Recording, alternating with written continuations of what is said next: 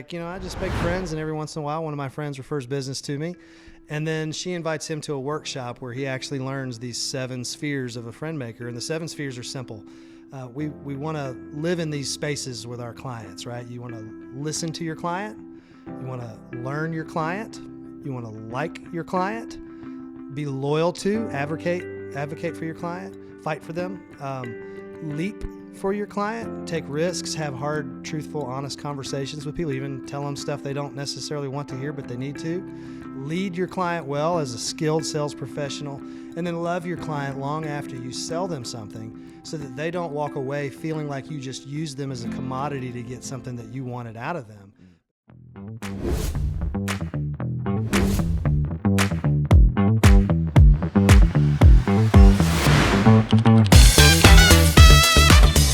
Nonchalant with the open. That's the open. So okay. Welcome. Glad to be here. Yeah, appreciate it, man. And Art Kelly, right? Yeah. It's nice to meet you. Yeah, man. I appreciate you answering a cold DM on LinkedIn. So you never know how sometimes I listen, man. I just tell people I make friends for a living. Yep. So this is what you have to do sometimes. Yeah, dude. And LinkedIn has gotten so like salesy almost. Yeah. It's like everything in the inbox is like buy this, buy that. Mm-hmm. It's which makes it kind of easy to break through the noise when you're like, hey, you just want to be on a podcast and have a conversation, So, but yeah, I appreciate it nonetheless. So, how would we like to get started, man? Tell us about yourself. Who's Art Kelly? Yeah. So, first and foremost, I'd be remiss if I didn't plug my real estate business, right? Oh, we'll get into that. I'm a real estate sure, agent, but I'm a native of Murfreesboro, just south of Nashville. You're a unicorn? Yeah. Hell yeah. Yeah, man. And so we've been here for 25 years. So, nice. I was a jack of all trades, master of none for the longest time. Came to Murfreesboro working in nonprofit work and just trying to feel my way through, figure out life. Started having kids, been married for 28 years. I have 4 children. My oldest is 22 and married. I have a 20-year-old son, and I have a 17-year-old daughter and a 14-year-old daughter. And so we're halfway to an empty nest. And about 9 of the last 25 years, I've been selling real estate. Nice. Got into the business right around the time I turned 40. My wife and I had a conversation. It was kind of a come to Jesus, hey, what are you going to do when you grow up kind of conversation. And at that point, I'd done everything. I'd worked at Nissan on the night shift, putting on car parts, that kind of stuff. I did bread truck delivery. I did roofing contracting. You name it, man. I delivered vending machine candy. No kidding. Worked in the school system as an educational assistant for a while. My wife's a photographer. She was getting tired of carrying the load of taking care of us as a family with her photography business. And at the time, we had kind of been through just a lot of stuff as a family, just some personal things. And so I was just kind of ready for something different and new. And I knew I had the gift of gab and I could meet people, that kind of stuff. And I saw all the people moving here. My wife being a photographer, like half of her clients were coming here from California. Right. So I even met a guy through that process. His name's Joey Martinez. Joey is the general manager over here at the House of Cards here in Nashville. Yeah. And his family had come here to visit, and this was like right as I was getting into the real estate business. And so a couple of years ago, he was one of my clients and got a chance to help him find a home out in Tullahoma. Nice. And so, I just kind of cut my teeth on the real estate business, just meeting people and just kind of trying to feel my way around in the dark. Yeah. First year in the business, didn't sell a house, was working in the school system. My wife fell and broke her everything after a photography accident that she had. And I got fired a month later because I was taking time off to be with her to help my wife from the school system. And so, but my first sale happened the month after that. Amen. After that, it was like every month I just would sell a house. Most of it was from friends, people who felt sorry for me and they wanted to give me a shot. I'll take it. And so, one of my buddy's moms, she bought a bunch of rental properties that year. And so I think I sold 4 or 5 homes to her, and that kind of helped me get my foundation laid. Yeah. And then during the 2020, 21, and 22 years, I really learned how to do the business because everybody could sell. You didn't really have to do much. Right. And so, but I had a lot of experience working with negotiations, contract to close, all that stuff. You had experience where it was hard. That's right. I mean, multiple offers, that kind of Right. stuff, trying to help figuring out how to help people win in multiple offer situations, learning the things you needed to be able to coach your clients on, to be able to ask the seller on the other side. So that was a lot of what happened. And in the middle of all that, I'm a dad and a husband trying to raise a family and figure out life. So, so yeah, man, just kind of jumped in, parachute jump, and Burn the boats, right? figured it out. Yeah. Dude, well, first off, congrats on the 9 years in real estate. Yeah. I've talked to a lot of agents, and you don't have to talk to a lot of agents to know that most people fail after 2 years. Yeah. Or they quit. I just fail forward. Dude, honestly, I think that's like all life, right? It's just like, don't quit. You quit, you're going to fail. That's right. But otherwise, it's just like keep going. I mean, most people would have quit year one in the year one that you had. Yeah. Didn't sell a house. That's a tough year. Yeah. Right? You start to think, oh, man, should I do this? Should I not? And, 10 years later, rocking and rolling. Yeah, man. I mean, necessity kind of forces you a lot of times to figure out what you're made of. Yeah. And so my mettle was tested quite a bit through the years. It's being tested right now. I mean, the market's a little different, a little wonky. Yeah. And still trying to figure out how to better get in front of people and learn how to change as the market shifts. Yep. All that stuff. I mean, it's never the same. Right. So, yeah, you got to have a little bit of crazy in you to do what we do. Big time. So if you feel like you're crazy out there, it's Good. okay. You're supposed to feel crazy. Good. Right? It shouldn't always feel comfortable. Yeah.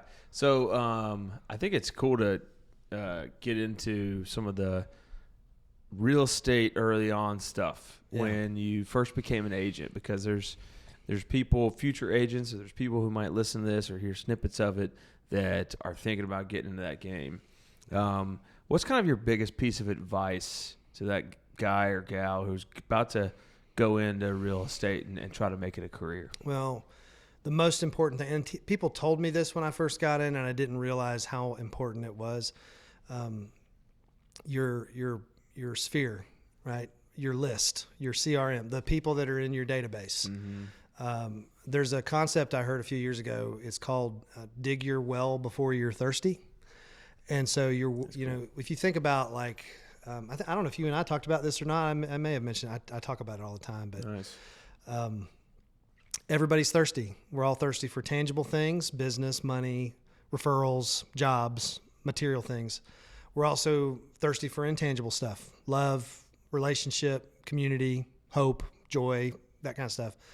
All of that stuff comes to us through other people, right? Like all of it. Like you cannot experience that stuff as an island.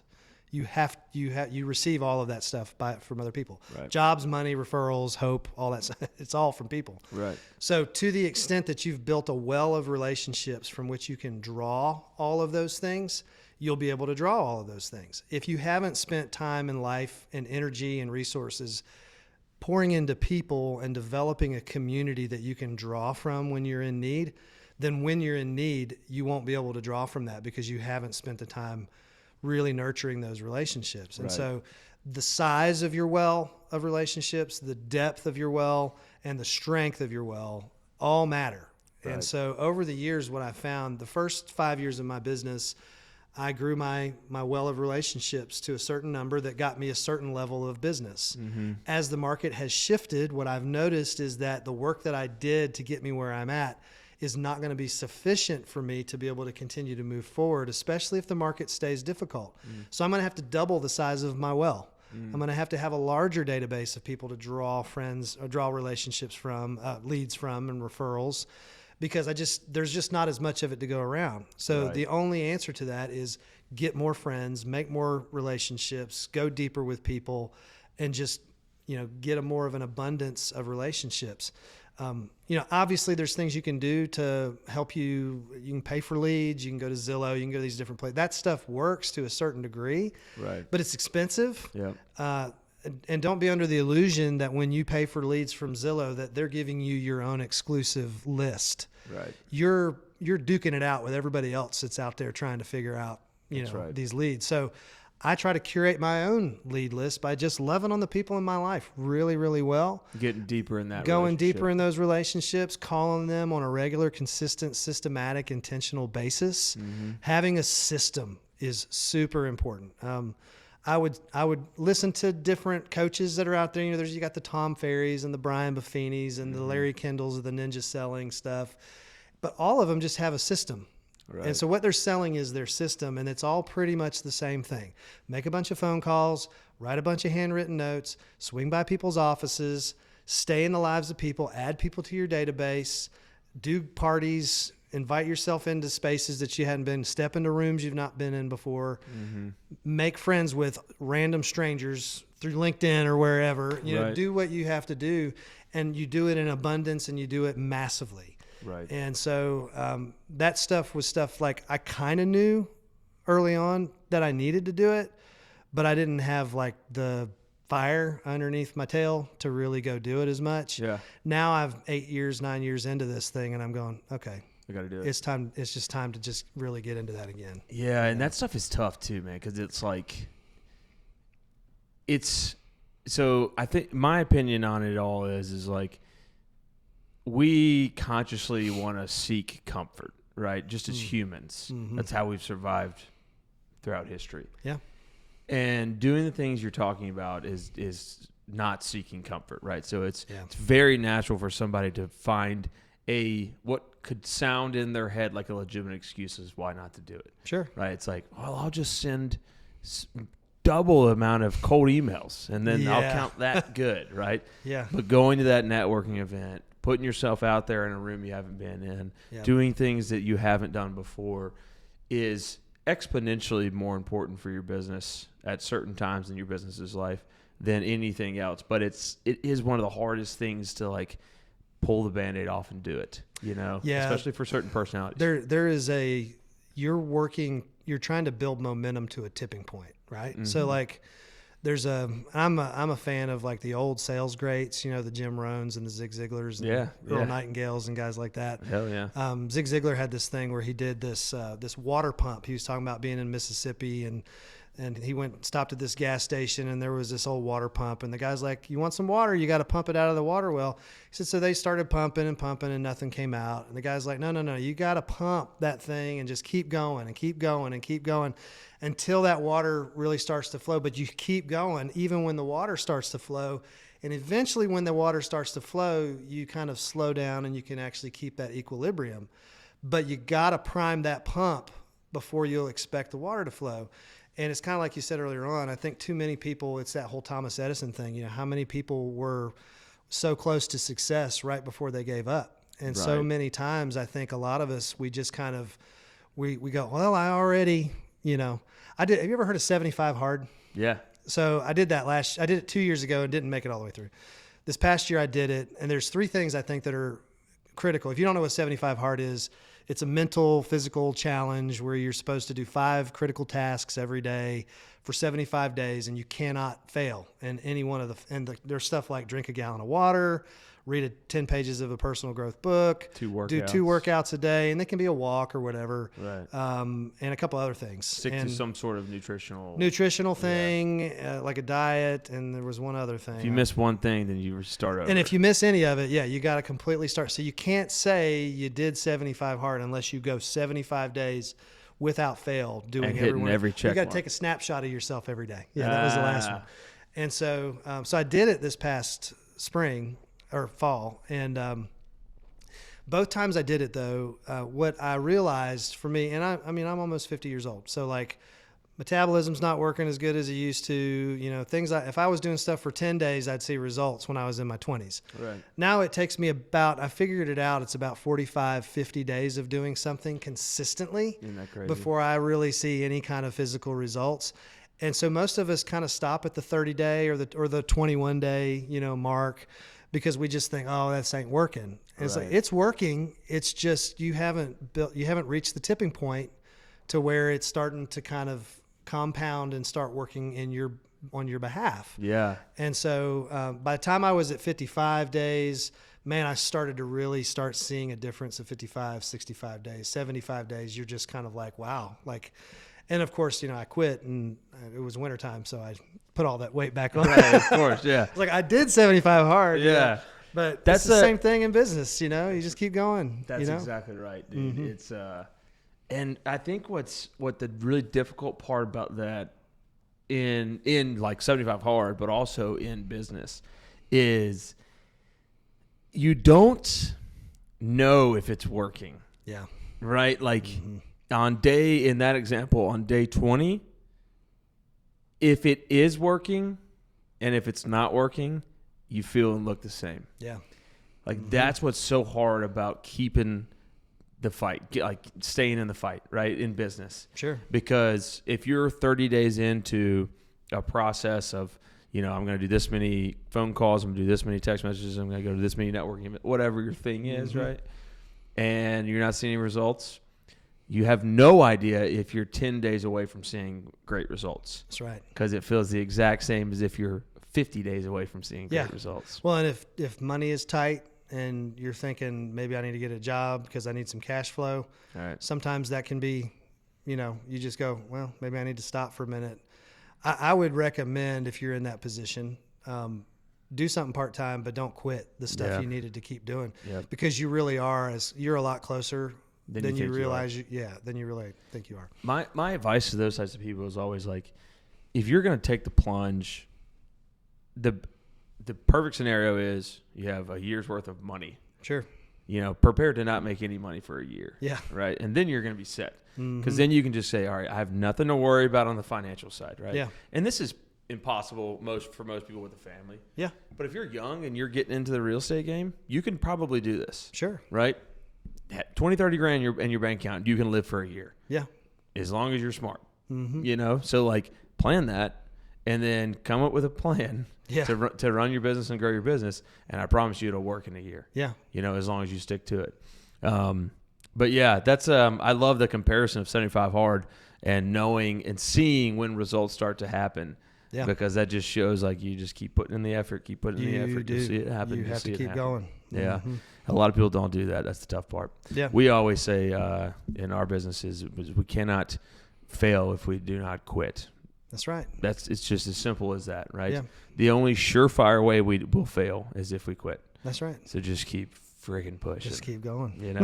Hell yeah. What do you think well, actually, let's take a quick break and then we can get into some of the market stuff. I want to kind of talk what you're seeing in the market, what homeowners should expect. Sure. Let's get into some of the industry stuff. Okay. We don't have to get some specifics on interest rates and all that stuff. Those are what they are, right? Yeah. What I think is good information is for the person who's renting a house right now and is wanting to buy in the near future. Yeah. What's your advice to that person when you have those conversations? Yeah. Well, something I heard in the last year I think is one of the best things. And I told this to my son. He was paying, I don't know, $1,000, $1,200 a month for rent. Your average house, starter home in the area, $300,000, $350,000 at 7% interest or whatever it is. I mean, you're going to be making at least a $2,000 a month house payment, if not a little more. So, if you're paying a $1,200 rent every month or $1,000 a month rent, and you want to start getting used to making a payment on a new house, then start practicing a higher payment. So practice the payment. So if you think you're going to have to pay $2,000 a month, then start taking another $800 a month to your $1,200 a month and just throw that extra $800 in a savings account every month. A couple things will happen. You'll start getting the feel of what it feels like to have to pay a $2,000 a month house payment. Right. You'll also be putting money back for the next 10, 20 months, however long it takes. And by the time you get to a year or two, you have whatever, $10,000 or whatever. Put it down on the house. Yeah. I don't have my math calculator working in my head. Whatever 800 times that is. Yeah. But whatever that is, you have money to move, or you have money for a down payment, or you can pay your closing costs. If you can get a loan that's like a USDA loan, you could possibly get no down payment. Or if you can get first-time home buyer help around the beginning of the year, a lot of my lender friends have down payment assistance going on. So a lot of them will pay your down payment for you if you qualify. Oh, nice. Sometimes we can negotiate. Like right now, at this very moment, the market is really interesting with sellers because sellers have been sitting on their homes for 60, 90, 120 days. And so when you find a seller, you find a house and a seller that's been sitting on it for that long, you're going to find a seller that's motivated to sell it because they're still paying for that house, right? Or maybe they've invested in it or whatever, or maybe they just live there and just ready to get out of it. So they're going to be a lot more motivated to give you help on closing costs or a rate buy down, things like that will help them get out from underneath that mortgage so they can go buy something else. And it puts you in a position where you're able to actually get some concessions paid for. So you can essentially, potentially, depending on the loan type and what we can negotiate for you, maybe get into a house without putting any money down or minimal. This is why people need a realtor. This is a hot topic that comes up a lot in these conversations is, people who try to for sale by owner or try to buy their house, whatever it is. It's like, that information right there is something I guarantee you 90% of people don't understand who haven't bought a house. I mean, I've bought multiple houses. I didn't know any of that. I mean, I knew some of it, but a lot of it is new to me. Yeah. Right. And I've had a lot of conversations with realtors about this stuff. So I think that's important to just note that if you're looking to get into a home and you're currently you're not owning a home, you're renting or an apartment or whatever, the best thing to do is start a relationship with a realtor. Yeah. Right. And then start talking about your options and start preparing. Yeah. And then when you're ready, guarantee you that real estate agent, especially if it's you, sounds like you'll give them the knowledge they need in order to set them up for what's right for them and not just try to shove a house down their throat. Well, that's right. I mean, and I think that like too many people don't like we get recommendations for plumbers. And a lot of times we just pick the first one on the list. We don't actually interview the plumbers and shop them a little bit.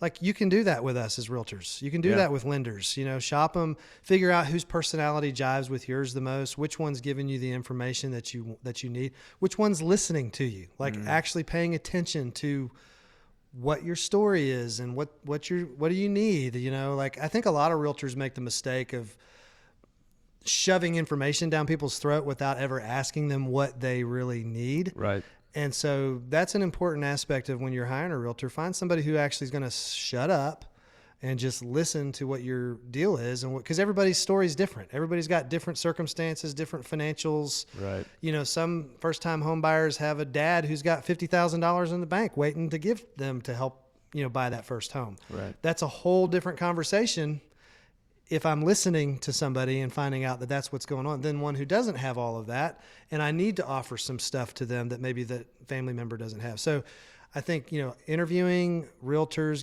pick 2 or 3 people. Don't just pick somebody just because they're your buddy or because they're your relative or your neighbor. I don't want people to pick me just because they know me. I want them to pick me because they know that when they hire me that I'm good at my job, I can negotiate for them skillfully, I can educate them on the process, and I can get them from point A to point Z. Like at the end of the day, you need to hire somebody who and you're confident can take you from where you are and put you in a house where you want to be. Right. And so if they don't have experience helping other people do that, again, I'm not saying you can't. I mean, everybody starts somewhere in real estate, right? So if you're a brand new agent, attach yourself to an experienced agent. Be a part of a team or a group of people that can actually give you wisdom that you don't have. Right. And when your buddy asks you to be their realtor, tell them, I would love to be your realtor. I'm attached to such and such team. We're going to be your realtor. Dude, it's helpful. That's great advice. And I think it's tough to take for a lot of people because they're like, sweet, I'm going to get some commission. Yeah. It's funny you mentioned that. You're the third real estate agent to mention that in some form or fashion. Yeah. Which is basically, well, it's the way you introduce it's a little different, but the way it was introduced the other day was we had a brokerage in here for the podcast, and she was talking about how she wished there was a little bit more barrier for a realtor to get involved in the industry. Yeah. And her answer was, they should make it a requirement to shadow an experienced realtor. Yeah. Exactly what you're saying, which is just like you should be involved with or attached to the hip of somebody who's been in it for at least 3 or 4 years. Yep. With just a little bit more experience than you. That's right. And then that way you're learning, you're not making these mistakes, and you're also not screwing people over, which can result in them losing money and all that stuff. But you got to learn, it's like you're not expected to be the best at it right away. Yeah. But yeah, I thought that was interesting coming from another realtor that was saying we should definitely have like more barriers to get into the industry. You pass a test and, give them your fingerprints and you can get a real estate license. Right. Right. This is so funny though, because like this business is not like every realtor I know will tell you the same thing. The stuff that was on the test has nothing to do with the actual process of helping people buy and sell homes. Right. There's very little bit of that information. Like I think I know that an acre is 43,620 feet or something like that. Right. That's whatever. That's probably not even right. But like that's helpful, but not like the most important thing. Like the most important thing is how to walk people through the process. How to fill out the paperwork is important. Be able to navigate through all that. How to negotiate skillfully. That's the number one thing we're hired for, our ability to negotiate. We live in an interesting time, I think, with a culture. And I won't get political, but like one of the things that I think bothers people about our current administration is that he is a salesman at heart and he's strategic in his negotiations.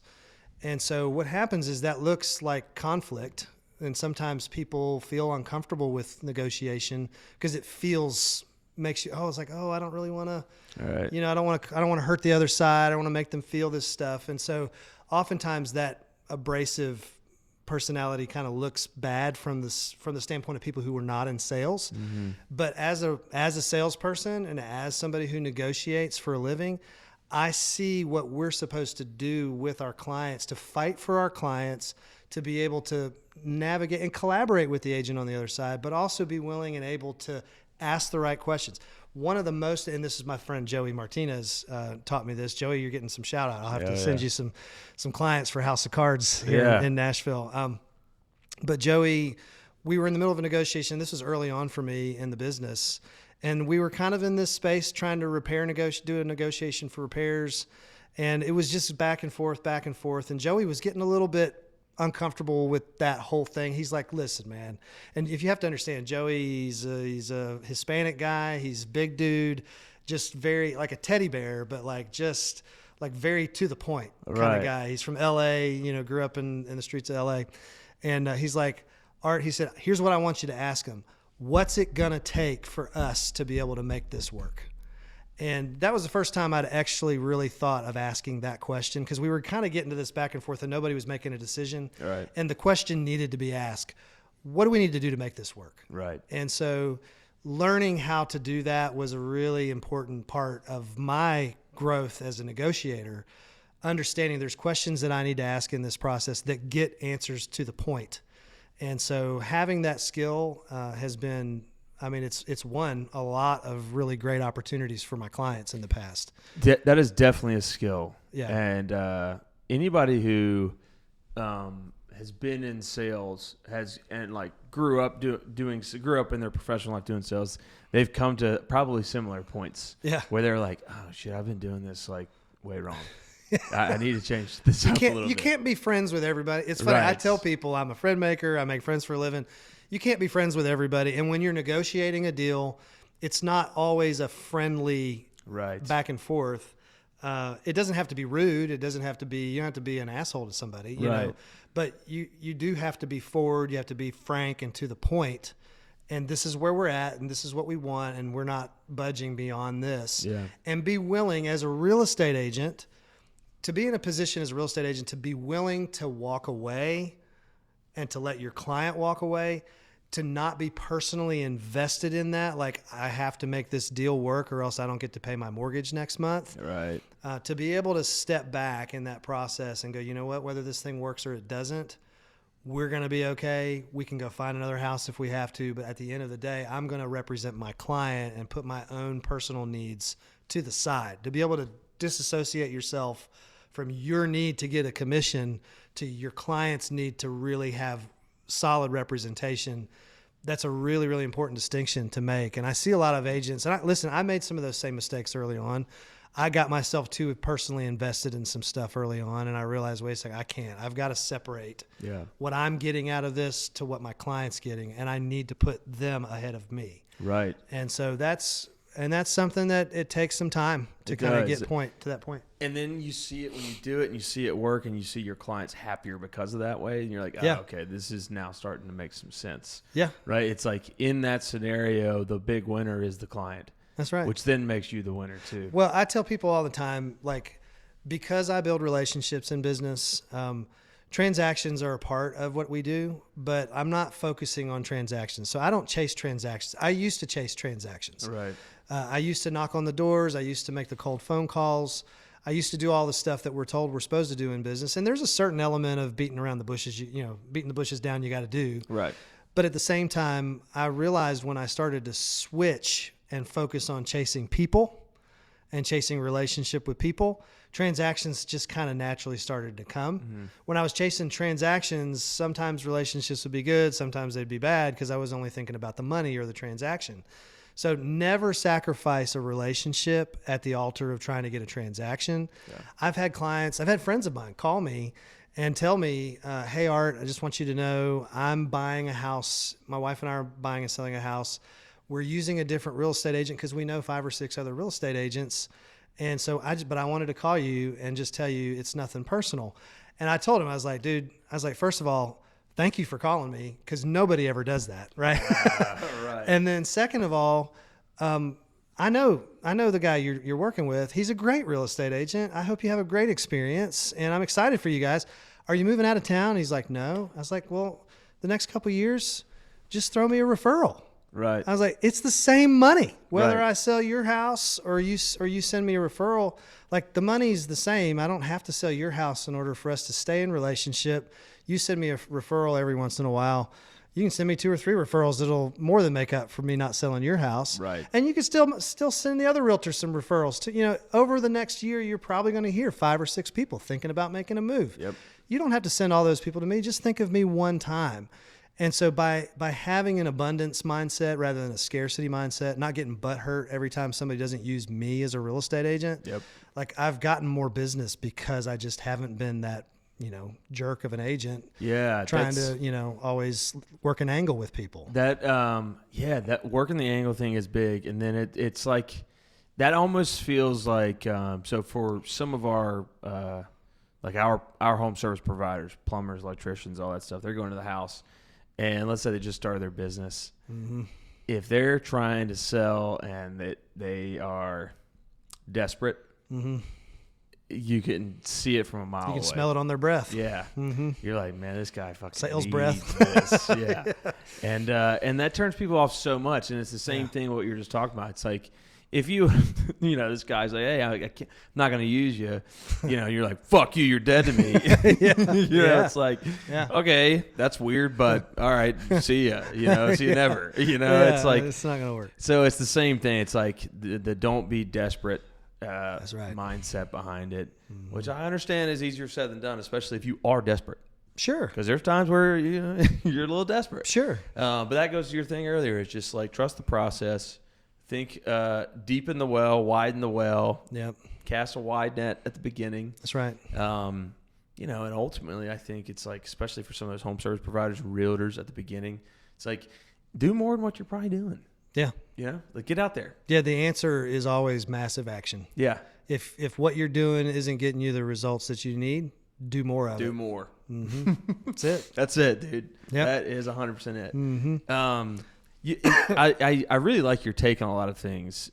It's like clear that you put a lot of time into your profession, and specifically like growing and learning and becoming better over the years.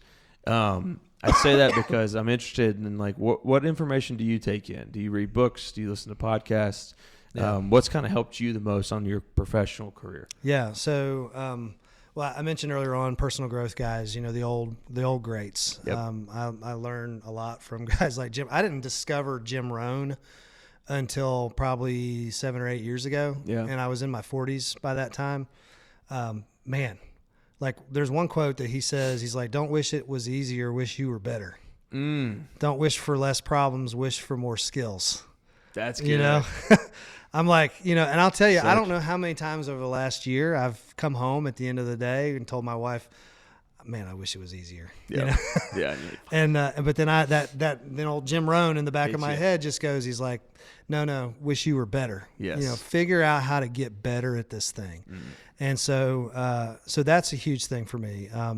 I did spend a lot of time listening to a guy named Brian Buffini. If you're a real estate agent and you've never heard of Brian Buffini, I highly recommend you go to his podcast. It's called the It's a Good Life podcast.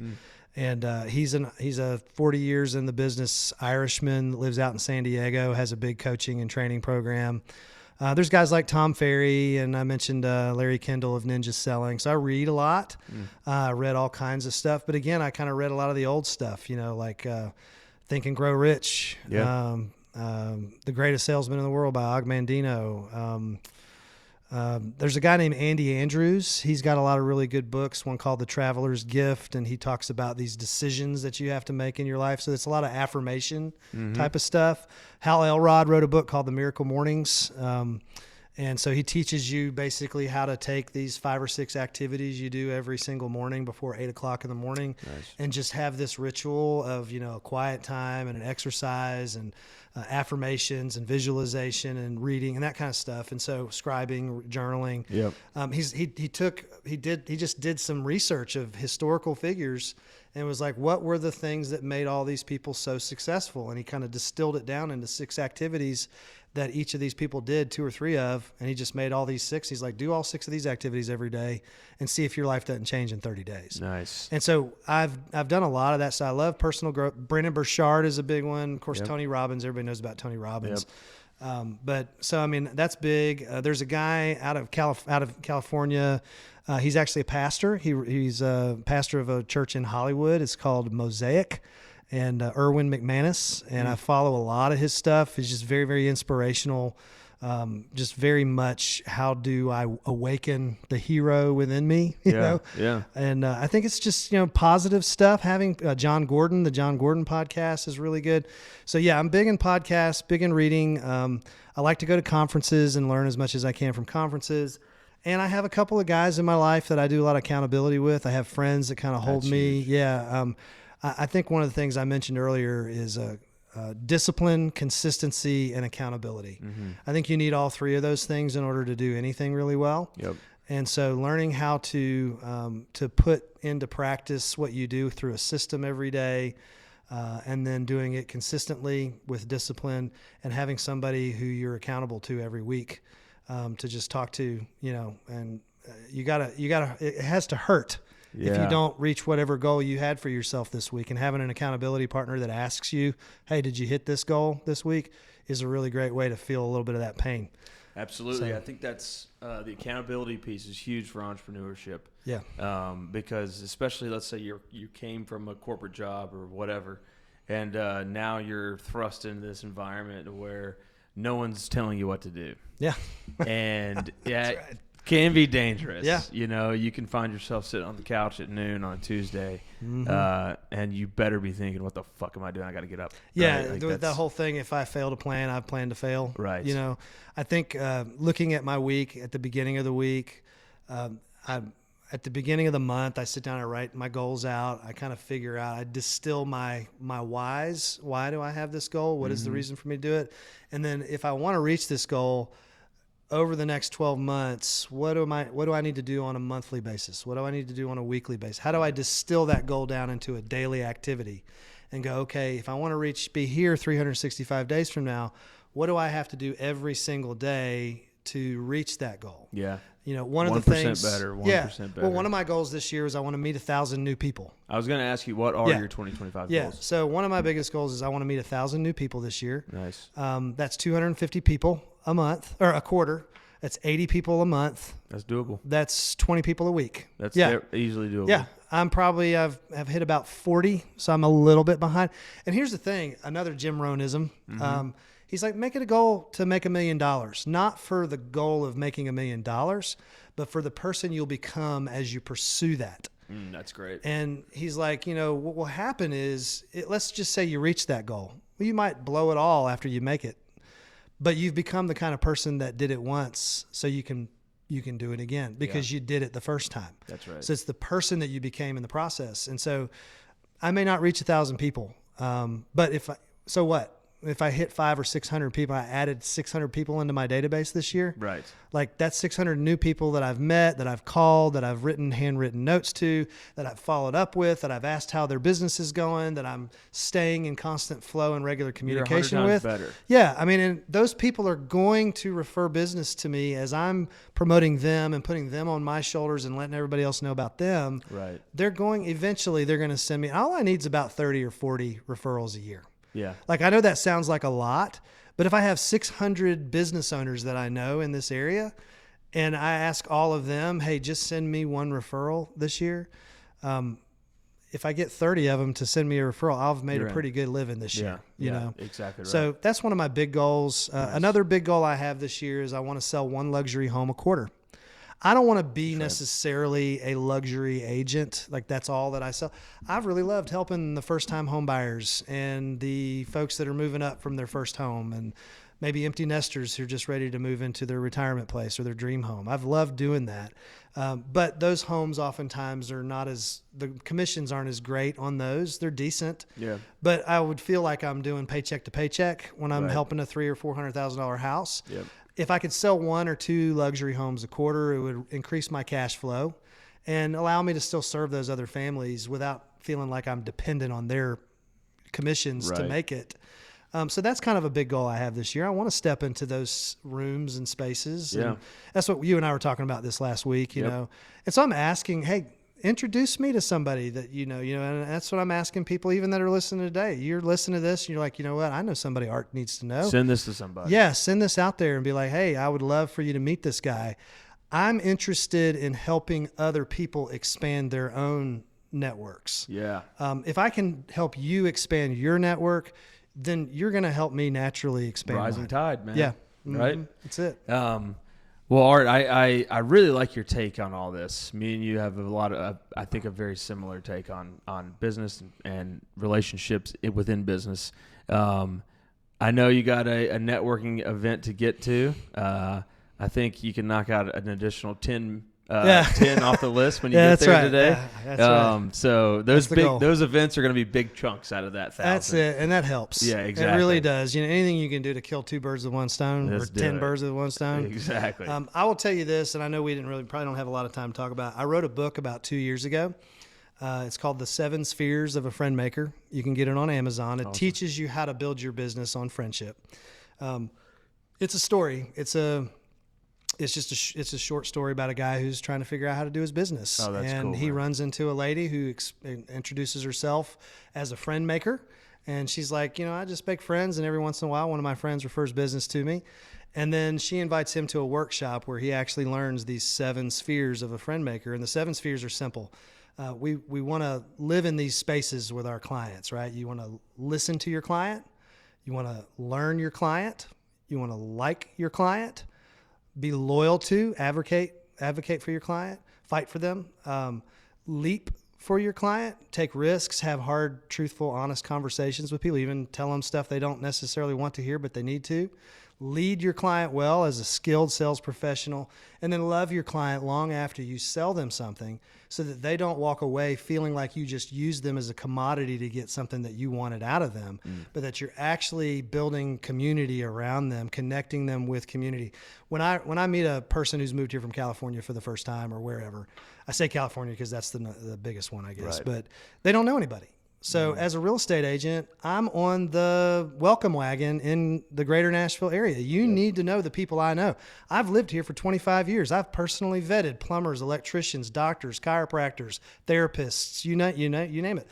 And so if I can introduce you to my community, like people have been asking the question this last year, how much are we worth as real estate agents?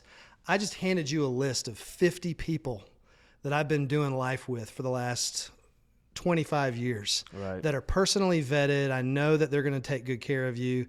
They're going to be reasonably priced. They're going to take good care of my clients. Like, what's the value of that list? I don't know if you can put a price tag on 25 years of vetted relationships. That's right. And so as a real estate agent, I feel like it's my responsibility to introduce you to all the good people I know, because you're going to do life here. And so it's more than just, hey, I made my money off of you when you sold or bought your home, but now I've connected you with my community. So now you know who to call if your electric goes out, or your plumbing needs to be fixed, or exactly whatever, right. You need a remodel done. And so, which is a great thing that you guys are doing. That's where I feel like we're both kind of in the same business. We're on the welcome wagon in whatever towns we're providing this service to. That's exactly right. And it gives them an opportunity to be able to find good people that you can trust to be able to help you when the time comes. And it should be that easy for a new homeowner, man. Yeah.